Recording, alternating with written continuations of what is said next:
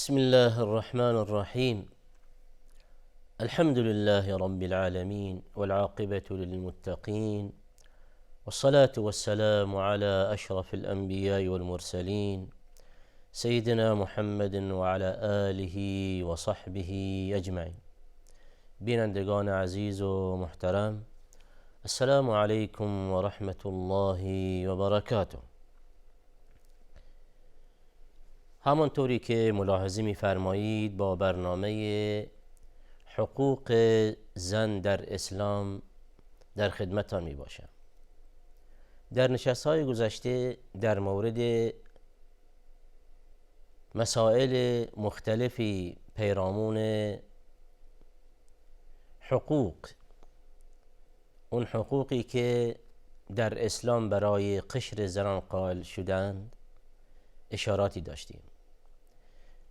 در چند نشست گذشته به یکی دیگر از حقوق مسلم قشر زنان، حقی به نام حق میراث، با استدلال به آیاتی از قرآن کریم و با استدلال به روایت‌هایی از احادیث نبوی علیه الصلاة والسلام، مسئله میراث و چگونگی تقسیم اون بین قشر زنان و قشر مردان مسائلی عنوان شد.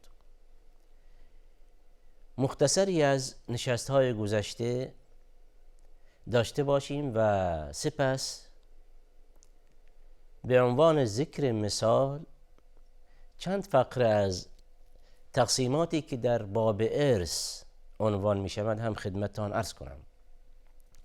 اولا اینکه در نشست‌های گذشته عنوان شد بر اینکه میراث یکی از جمله حقوقی که در قرآن کریم و سنت نبوی برای قشر زنان عنوان شده، به همان گونه که این حق میراث در قرآن کریم و در سنت نبوی به طور عموم در مورد بشریت به طور عام به عنوان یک حق عام و کلی عنوان شده، این حق به طور واضح و روشن در قرآن کریم به عنوان قسمت و یا سهم و یا بهره هر کدام از اشخاص از میراثبران عنوان شده، چه از قشر مردان و چه از قشر زنان. و عنوان شد بر این که جالب اینجاست که حق میراث برخلاف دیگر حقوق خود الله واحد عز و جل آفریدگار عالم متولی قسمت اون شدند. خود آفریدگار جهان در واقع به طور واضح و روشن بهره هر شخصی در قرآن کریم ذکر فرمودند، زیرا که حق میراث از جمله حقوق مالی به شمار می رود و اینجاست که دین مبین اسلام یک دینی است که حریص می باشد و در واقع قوانین اسلام دنبال این هستند که مبادا بین افراد خانواده و افرادی که بین اونها صله رحمی می باشد به خاطر تقسیم و توزیع میراث کدورتی و یا نزاعی و شقاقی پیش بیاید. از این رو خود الله واحد عز و جل این حق مهم در قرآن کریم با توجه به صله قرابت تقسیم فرمودند و اینجاست که در واقع به این نکته مهم پی میبریم، برای اینکه دین مبین اسلام یک دینی است که در جانب نزاع و اختلاف و درگیری های بین افراد سخت و در واقع دشوار بوده. یعنی اینکه در این گونه مسائل بسیار سخت گرفته است و حتی اگر دقت کنیم روایت هایی داریم در باب معاملات بر این که این معاملاتی که بین افراد رد و بدل می شود در جانب خرید و فروش و غیره، آنچنان این خرید و فروش بایستی واضح و روشن باشد و اغمازی در این خرید و فروش نباشد. به طور کلی این قضیه معامله با ذکر صفات لازم، با ذکر در واقع خصوصیات اون مورد معامله، به طور کامل بایستی شفاف و روشن باشد تا اینکه بعد از این معامله دیگر مشکلی پیش نیاید. از این رو که بحث میراث در قرآن کریم یک بحثی است بسیار مهم و به معاملات برمیگردد. از این رو خود الله واحد عزوجل متولی تقسیم اون شدند و عنوان شد در نشست‌های گذشته برای اینکه حق میراث به عنوان یک حق بسیار مهم به همان گونه که برای قشر مردان عنوان شده، باز هم به همان گونه برای قشر زنان هم به صورت تفصیل بیان شده است در قرآن کریم و در سنت پاک نبوی. از این رو اگر خوب دقت کنیم هیچ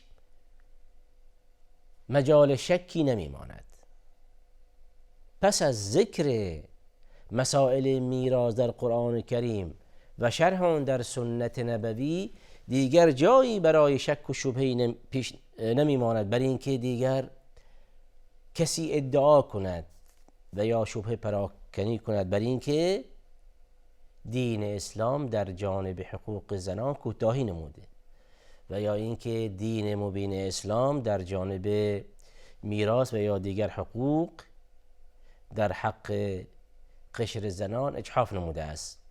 پس با مراجعه به این آیات کریمه قرآن کریم این شبه خود به خود در واقع زدوده خواهد شد. و جالب اینجاست که اگر یک مقایسه کوتاهی داشته باشیم بین حق میراث در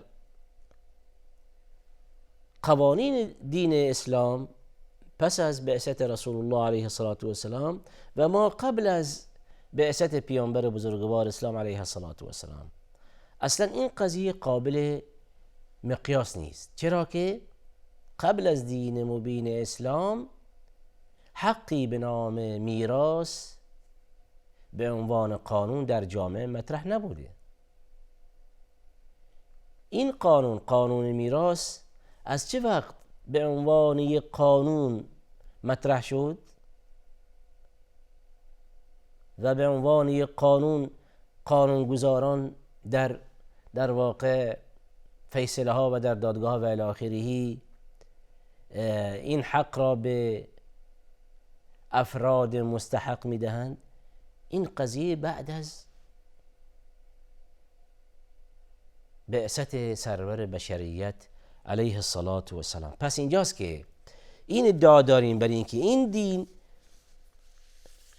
دین کاملی است و صالح است برای هر زمان و هر مکان و حق میراث به عنوان یک حق مسلمی برای قشر زنان در قرآن کریم عنوان شده و اینجاست که حقوق به طور عموم در دین مبین اسلام با توجه به درجه قرابت عنوان شده است. از این رو خدای عزوجل در قرآن کریم می‌فرمایند یوصیکم الله فی اولادکم للذکر مثل حظ الانثیین. در نشست‌های گذشته در واقع در مورد این آیه باز هم مسائلی به سمع و حضور شما رسانده شد و عنوان شد بر این که هرچند که دشمنان دین مبین اسلام در این باب در این قضیه شبهاتی عنوان میکنند، اما در واقع این امر بر اهل علم مخفی نیست و هرچند که دشمنان اسلام بخواهند دین مبین اسلام را و به ویژه در زمینه حق میراث زیر سوال ببرند، ناکام خواهند بود. اجازه بفرمایید در این مورد به ذکر چند مثالی این قضیه روشن‌تر شود.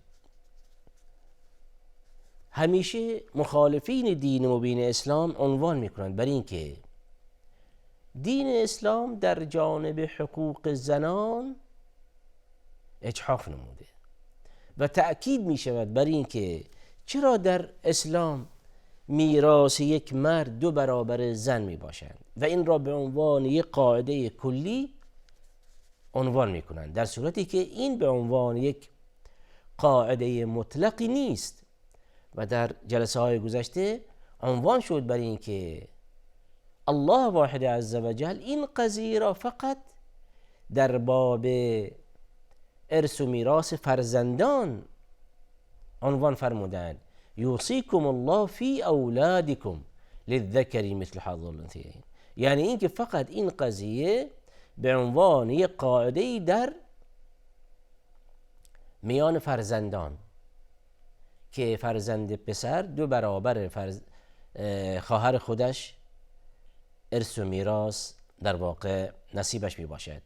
و عنوان شد در جلسه گذشته بر این که هرچند که به ظاهر سهم برادر 2 برابر خواهر خودش می باشد، اما تمام در غیاب پدر و مادر تمام خرج و مخارج و هزینه تحصیل و ازدواج و سلامتی و الی آخری که متعلق است به این خواهر به عهده این برادر می باشد.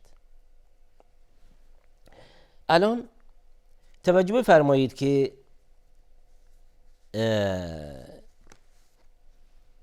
چنان که شخصی در واقع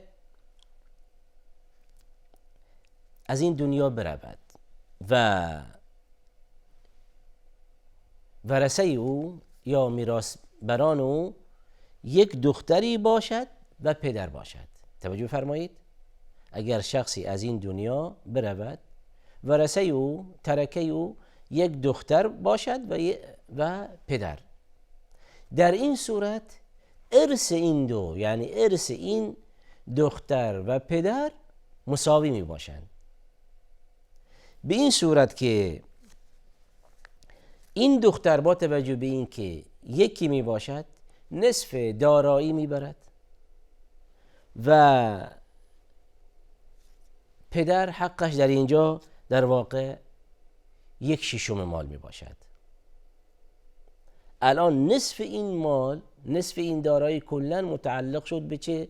به همان دختر. 1/6 متعلق می شود به پدر. الان پدر هم به عنوان عصبه قسم دیگر این مال هم از آن خود می کند. پس در اینجا به این نتیجه می رسیم برای این که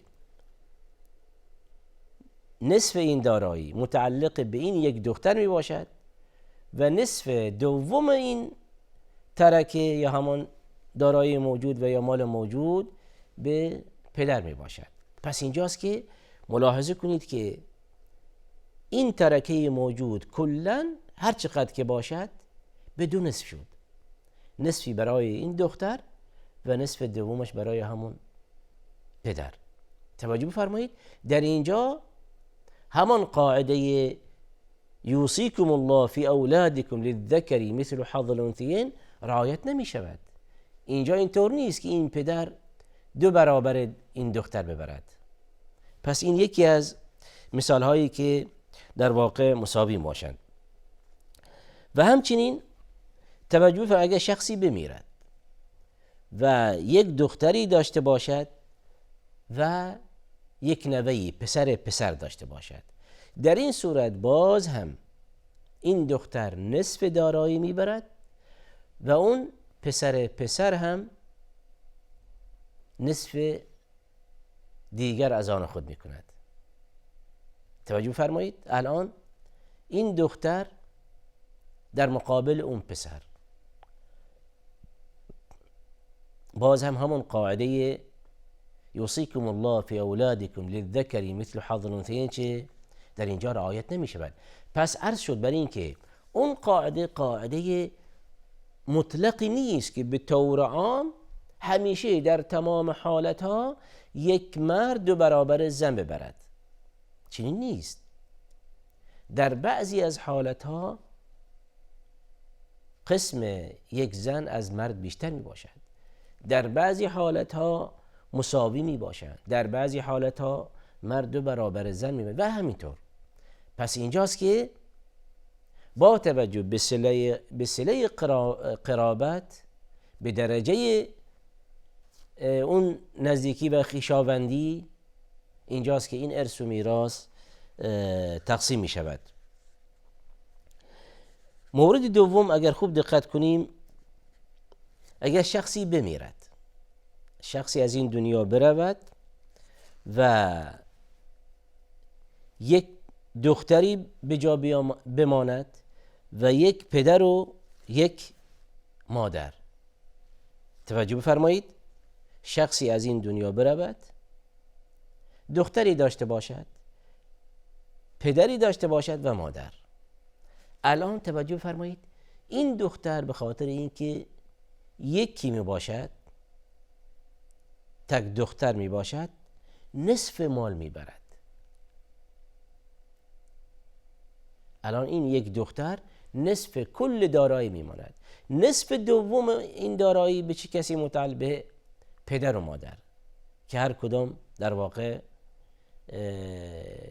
1/6 مال می برند. الان توجه فرمایید که در اینجا دختر خودش به تنهایی نصف این ترکه از آن خود می کند و اونجاست که ما مشاهده میکنیم و میبینیم که پدر سهمش و یا بهرهش همون 1/6 مال می باشد. پس چرا در واقع کم و بیش در فضاهای مجازی و یا در رسانه ها و یا در واقع نوشته ها اینو میخوانیم و یا مطالعه میکنیم و یا میشنویم، بر این که در واقع زمزمه این میشود بر این که در جانب ارث و میراث دین مبین اسلام به قشر زنان جفا نموده و متاسفانه با توجه به این که تعداد بسیار زیادی از فرزندان ما که به این قضایا واقف نیستند، آگاه نیستند، متأثر می شوند و فکر می کنند که این شبهاتی که القا می شود در واقع صحیح می باشند، در صورتی که تمام این شبهات عاری از صحتند. و اینجاست که فرزندان اسلام شمشیر خودشان را بر علیه دین خودشان برهنه می کنند و همراه و همگام با مخالفین اسلام در اشاعه این شبهات همکاری می کنند و این در نتیجه در واقع همون جهل و بیسوادی که عرض کردم. وگرنه حقوق زنان در قرآن کریم و در سنت پاک نبوی و به ویژه در همین قضیه ارث و میراث به طور واضح و روشن و کافی و وافی چه عنوان شده است و هیچ مجالی هم برای شک و شبهه نگذاشته است. اما اینجاست که دشمنان اسلام زیرکانه این گونه شبهات رو مطرح میکنند و متاسفانه اینجاست که بعضی از جوانان ما با توجه به این که اطلاعات کافی در این زمین ندارند متأثر میشوند و فکر میکنند که بله واقعا دین اسلام یک دینی است که یک جانبه قضاوت نموده و به حق زنان تجاوز کرده است. وقتمان هم به پایان رسید، اجازه بفرمایید همین مبحث و دیگر مباحث مهم که متعلق به حقوق زنان می باشند به نشست آینده واگذار کنیم. و آخر دعوانا ان الحمد لله رب العالمین.